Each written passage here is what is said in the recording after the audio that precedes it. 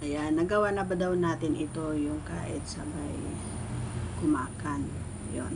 Alam mo na yan. And isang malakas ang shoutout muna kay Raul Takan. Shoutout sa iyo, Idol. Maraming salamat sa iyong panonood lagi sa ating mga videos.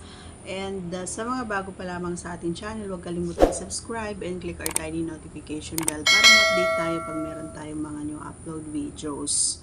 Disclaimer din, ang video natin ay para lamang po sa may bukas ang kaisipan at may malawak na pangunawa. Kung wala po tayo nito, maaari na lamang kung mag-skip at mamili ng mga videos na nararapat para sa inyo.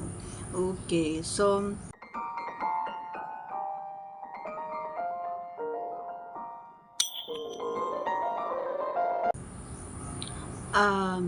alam mo, dyan sa tanong mo na yan ay medyo nagkaroon tayo ng kakaibang pakiramdam, kasi sa mga hindi nakakaalam, medyo matagal na tayong walang matagal na. Kaya minsan kapag napag-uusapan at nag-share ako sa inyo, meron talaga akong nararamdaman na kakaiba, pero kailangan nating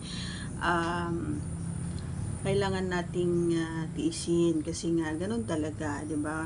Hindi naman pwedeng pilitin natin yung isang tao kung ayaw niya talaga, at hindi rin maganda ang kalalabasan kung pipilitin mo na makipag dun sa tao na ayaw naman. Okay, pero hindi naman yun yung topic natin, mga idol,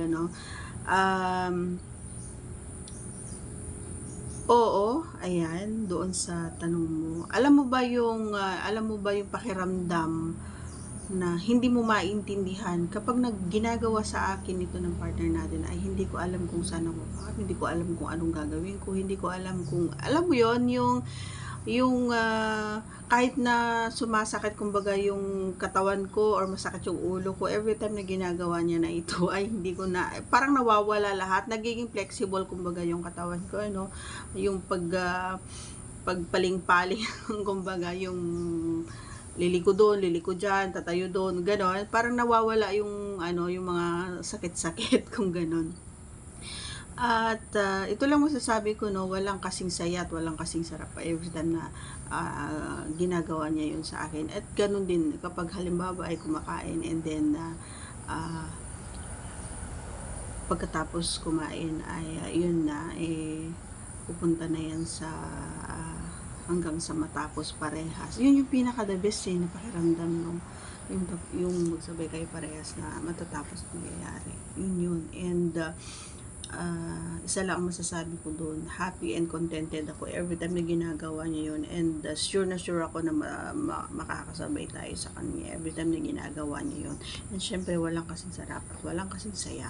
Yun lang masasabi ko, sino ba naman ang hindi sasaya every time na kinakain, kasi number one yun na paborito ng mga kababaihan, yun ang pinaka number one na ginagawa na talaga naman na inaasama-sama. Kaya sa mga hindi pa nakagawa nito, gawin nyo na para naman maranasan naman na yung kapareha, 'di ba? Para ma-experience naman niya yung mga na-experience ko, kung gaano ako kasaya every time na ganon ang nangyayari.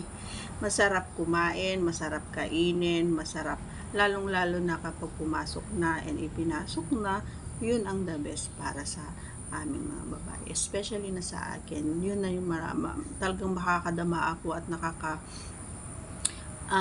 kumbaga napakagaan ang pakiramdam ng isang tao or isang babae every time na na-experience niya yun, kasi nga proud na proud kami every time na ginagawa niya yun sa amin. Feeling namin ang ganda-ganda at ang bango-bango namin, ganun lang yon. Kaya gawin mo na, okay? Huwag ka nang mag-atubili pa. Okay, ayan. So hanggang dito na lamang ang ating explanation. Once again, if you are not yet connected, please do subscribe and click our tiny notification bell so that you'll be updated every time we have a new upload videos. Bye! Maraming salamat sa walang sawang pagsuporta ng ating channel. Thank you!